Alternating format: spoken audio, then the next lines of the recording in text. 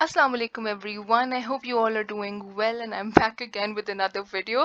लेकिन I promise ये वाले जो वीडियो है ना ये लास्ट वीडियो रिज्यूमे राइटिंग से रिलेटेड और ये शॉर्ट क्लिप में मैं कोई जो है ऐसी चीज़ नहीं बताऊंगी जो अगेन मुश्किल हो। ये सिर्फ बिगिनर्स लेवल बिगिनर्स जो लोग हैं जो फ्रेश ग्रेजुएट्स हैं या न्यू भी जो होते हैं इंडस्ट्री में आते हैं उनके लिए ये कुछ टिप्स एंड ट्रिक्स हैं. You can say it's kind of like what do we say that do's and don'ts of resume writing. इसमें खाली दो ही इंपॉर्टेंट एस्पेक्ट्स पे मैं फोकस करूंगी और वही कॉम्प्रिहेंसिवली बताने की कोशिश करूंगी कि वो क्या चीज़ें हैं जो आप अपने रिज्यूमे में ऐड करें और वो क्या चीज़ें हैं which you need to omit. ठीक है, सो इसी के ऊपर मैंने बात करनी है. बहुत ही आसान दो चीज़ें हैं which can help you make your resume effective and attractive to write. So first things first, आपके सामने स्क्रीन पे नजर आ रहा होगा action verbs for a powerful resume. अब होता क्या है कि I have come across so many resumes और मुझे समझ नहीं आता मैं कैसे उस बंदे को बताऊं कि आपने यहाँ पे ये एक मिस्टेक की है और इस तरह से आप रिज्यूमे में नहीं लिखते. जब आप सब सेक्शंस बनाते हैं अपनी एम्प्लॉयमेंट हिस्ट्री का और उसमें आप अपने पुराने जॉब रोल को अपनी अपनी जॉब डिस्क्रिप्शन को जब आप प्रेजेंट कर रहे होते हैं, सो कुछ लोग क्या करते हैं कि बहुत ही जो है ना लिमिटेड वर्ड्स में लिख देते हैं कि हमने ये किया था, मगर उसमें कोई कॉन्क्रीटनेस नहीं होती, उसमें कोई एविडेंस नहीं है, उसमें कोई डिटेल्स नहीं है, उसमें कोई इन्फॉर्मेशन नहीं है, जिसकी वजह से वो एक इनकम्प्लीट स्टेटमेंट लग रहा होता है. राइट, कि फॉर एग्जाम्पल अगर मैं आपको एक स्टेटमेंट यहाँ पे दिखाती हूँ, join in team effort on campus. ठीक है, now this is a statement here, joined in team effort on campus. Now how do we know कि ये कब हुआ, तुमने कब ये काम किया है, ठीक है, कब टीम एफर्ट्स दिखाई हैं, कौन सा कैंपस था, किधर था, किस जमाने की बात है और ये कौन से सिलसिले में बात हो रही है. राइट, सो यहाँ पे इंफॉर्मेशन की बहुत ज़्यादा कमी है. इस तरह की बहुत से और एग्जांपल्स हैं जो अक्सर रिज्यूमे में स्टेटमेंट्स लिखते हुए मुझे नज़र आती हैं. जिस चीज़ को आपने इस चीज़ को आपने जो है ना इफेक्टिव बनाना है, इसे कंप्लीट बनाना है, इसमें आपने डिटेल्स ऐड करनी है. और ये आप कैसे कर सकते हैं, ये आप ऐसे कर सकते हैं कि you need to make sure that you begin your statements with a strong active verb. अब ये जो स्क्रीन पे डिस्प्ले हुए डिफरेंट जो है ना वो डोमेन्स और डिफरेंट फील्ड से रिलेटेड या डिफरेंट चीज़ों को हमने कैटेगराइज कर लिया है, उससे रिलेटेड ये वर्ड्स हैं जो आप यूज़ कर सकते हैं in order to begin your statement, effective statements. अगर आप कम्युनिकेशन स्किल्स की बात करते हैं तो आप लिख सकते हैं interpreted, right, summarised, translated, clarified. अगर आप टीम वर्क या सुपरविजन से रिलेटेड कोई आपने बात बताई है तो आप उसमें वर्ड्स यूज कर सकते हैं according to the context that you presenting. For example, demonstrated, developed, evaluated, expedited, facilitated, motivated, trained, mentored, right? अगर आपका कोई मैनेजमेंट या लीडरशिप रोल रहा है और उसके ऊपर अगर आपने बात करनी है तो आप वर्ड्स यूज कर सकते हैं coordinated, implemented, scheduled, strengthened, right, analyzed, authorized, directed.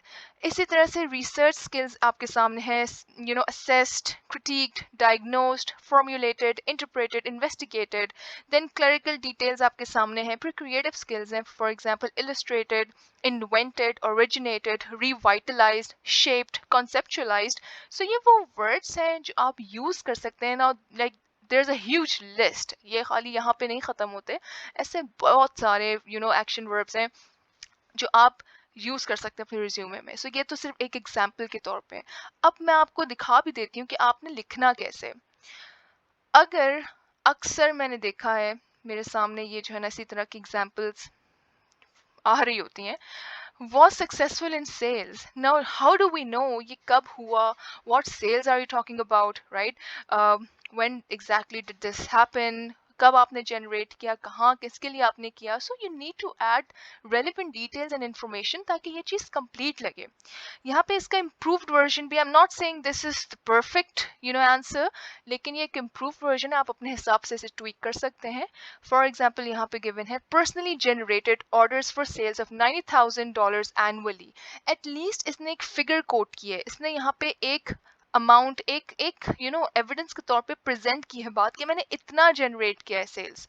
Right, ऊपर उसी की तरह एक और एग्जाम्पल भी है, did equipment study and report. Now how do we know what equipment study you're talking about, what report writing you're talking about? You need to add a little bit of detail ताकि पता चले कि आपने ये काम क्या किया है. So again, यहाँ पे बात स्टार्ट हो रही है एक्शन वर्ब से, सो कंडक्टेड से यहाँ पे स्टेटमेंट स्टार्ट हो रहा है। Conducted research and wrote final study analysing equipment needs of 100 small businesses in Houston. So अब इसने एक कॉन्क्रीट आइडिया प्रेजेंट किया है कि मैंने ये चीज की है, इसने फैक्ट्स एंड फिगर्स और डेटा ऐड किया है। सो this is what I am talking about कि जब आप कोई अपनी पुरानी एम्प्लॉयमेंट हिस्ट्री या अपने एक्सपीरियंस की बात करें, तो एक तो इसे एक्शन वर्ब से स्टार्ट करें और फिर से कंप्लीट करें by adding relevant facts and figures and data, ताकि वो इनकम्प्लीट ना लगे और पढ़ने वाले को, रिक्रूटर को भी पता हो कि आपने क्या एग्जैक्टली काम किया है। इसी तरह से अगर कोई आपने अपना हैव राइटिंग स्किल्स ठीक है, now this is not complete.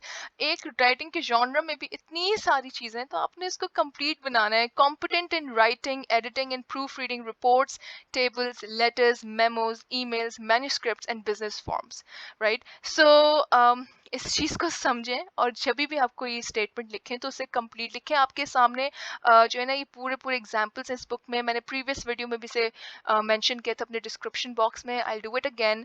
और अगर आप चाहें तो इस चीज़ का भी, इन एक्शन वर्ब्स का आप स्क्रीनशॉट, आई मीन एक पिक्चर ले सकते हैं, ताकि आपको एक अंदाज़ा हो कि मुझे किस तरह से अपनी बात स्टार्ट करनी है, राइट। इसी तरह से मैं आपको एक और एग्जांपल देती हूँ। अगर आपकी कोई अचीवमेंट है, ठीक है, जाहिर सी बात है, बंदा अपने स्टूडेंट लाइफ में या अपने करियर में कुछ ना कुछ अचीव तो करता ही है। सो उस अचीवमेंट को ऐसे मत लिख दे जैसे यहाँ पे आपके सामने एक पूरा स्टेटमेंट मौजूद है, recipient of star award. Now how do we know what star award you are talking about, right. मुझे क्या पता आप कौन कब कहाँ के स्टार अवार्ड आपने हासिल किए हैं, आपको यहाँ पे मेंशन करना है। So recipient of star award given by Pepperdine University to outstanding graduates who combine academic excellence and extra curricular activities, right. इसी तरह से likewise there is another example, treasurer of business club. Now I usually come across such statements, head deputy boy of my school and college, या फिर head girl, या फिर कुछ इस तरह का, president of this XYZ club. Now we need to add certain details जो describe करे कि आपने performance क्या दिया है उधर, ठीक है, और क्या काम exactly किया था। So ये काफी नहीं है, आपने details mention करनी है जो आपके सामने है। Collected dues, kept financial records and paid bills while serving as the treasurer of 35-member business management club. Now this is a complete statement और ये again start हो रहा है with an action verb which is collected. So एक तो ये point है, अगर मैं आपको इसकी example दिखा दूं, so ये एक actual example है। So I hope कि आ जाए और ये कहीं stuck ना हो जाए। अगर stuck हो गया तो बहुत ज़्यादा माजरत, जो कि आई थिंक ये स्टक हो गया, लेकिन ओ दैट्स ग्रेट, ये हुआ नहीं स्टक। सो आपके सामने देखें ये एग्जाम्पल है। Now this is a real example, I mean एक रियल रिज्यूमे, बल्कि रिज्यूमे भी नहीं, इनफैक्ट ये एक सीवी है जिसकी आपके सामने एग्जाम्पल है। So influence strategic decision and policy in college administration and student affairs, administered all departments with an optimised performance between 95% to 100%. Now again, notice and observe कि ये start कहाँ से हो रहा है with a strong action verb administered, right? इसी तरह से आप scroll down करते जाएं और पढ़ते जाएं, collaborating and participating in maintaining a student-centric and learner-centered philosophy, ensuring learning experience metrics at 100%, initiating strategic partnerships, ensuring timely hiring and retention of staff. उसके अलावा अगर आप scroll down करते जाएं, so mentor and motivate, ensure timely hiring again, developed and executed student enrollment and retention plans, so on and so forth, ये तो चलता ही जा रहा है। So बताने का मकसद खाली ये है कि आपको इस चीज़ का ख्याल रखना है कि अपने स्टेटमेंट्स को कंप्लीट बनाएं। First of all add details, facts and figures, data, so इसे कॉन्क्रीट बनाएं and then begin your statements with a strong action verb, ताकि वो इफेक्टिव लगे आपके रिज्यूमे में, right. So this is just one important aspect which you need to take care of. Another important aspect is regarding personal data. अब मैंने यहाँ जो हमारा एक देसी स्टाइल है वो ये है कि जी वेट, हाइट, अपना CNIC और अपना जो है ना ये अपना एथनिसिटी, अपना नेशनैलिटी, ये सब भी लोग ऐड कर देते हैं, अपना मैरिटल स्टेटस भी ऐड करते हैं। लेकिन अगर आप ब्रॉडर स्पेक्ट्रम या ब्रॉडर टर्म्स में देखें, सो इसकी कोई रिक्वायरमेंट होती नहीं है. If you send your resume somewhere in USA और इन इंग्लैंड और somewhere else in the world, वहाँ पे ये ट्रेंड नहीं है कि आप अपने पर्सनल डेटा में, अपनी पर्सनल इन्फॉर्मेशन में इतना इतना पर्सनल डिटेल ऐड करें. इसकी कोई रिक्वायरमेंट नहीं है और ये अच्छा भी नहीं लगती. ये बड़ा ओल्ड स्कूल स्टाइल है. जैसे कि एग्जाम्पल भी आपके सामने है, CNIC, ठीक है, marital status. CNIC is very personal, so I don't think so लोग आपको इसमें मैनिपुलेट और ट्रिक भी कर सकते हैं, ट्रैप भी कर सकते हैं. So no need to add CNIC unless you have been asked to write, या फिर अनलेस कोई रिक्वायरमेंट ऐसी हो, राइट.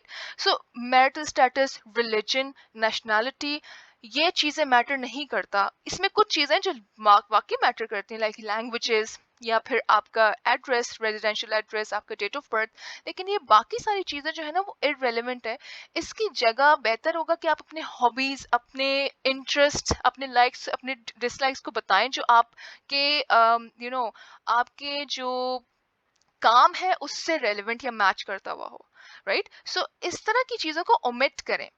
इवन लोग तो बर्थ डेट को भी ओमिट कर देते हैं कि हमें डेट ऑफ बर्थ भी ऐड करने की ज़रूरत नहीं है. सो लोग तो यहाँ तक भी इस चीज़ को ओमिट कर सकते हैं, लेकिन हम लोग क्या, इस चीज़ का ऐसा ट्रेंड नहीं है. लेकिन एटलीस्ट आपका marital status, height, weight, nationality, ethnicity, ये सारी चीज़ें आपको ऐड करने की ज़रूरत नहीं है. What exactly you need to add, वो भी मैं अभी आपको दिखा देती हूँ. होता है ये कि अगर आप टेम्पलेट बेस्ड रिज्यूमे की बात करें, तो टेम्पलेट बेस्ड रिज्यूमे में आपके पास जो है ना थोड़ा सा मार्जिन होता है. सो एक आपका वर्किंग ईमेल एड्रेस होना चाहिए, ठीक है. ऐसा ना हो किसी और का आप ईमेल दे दें, आपका अपना ही होना चाहिए. लाइकवाइज आपका वर्किंग फ़ोन नंबर, आपका कॉन्टैक्ट इन्फॉर्मेशन इसमें पूरा होना चाहिए. सो आपका ईमेल एड्रेस, आपका phone number, and then your residential address. Make sure that you keep it short. No need to add a very comprehensive residential address. Just keep it short ताकि आपके resume के template में वो fit हो जाए. जो important चीज़ें वो add कर लें. Date of birth, which again is optional. If you feel like you need to add it, you can. Otherwise, it's not mandatory.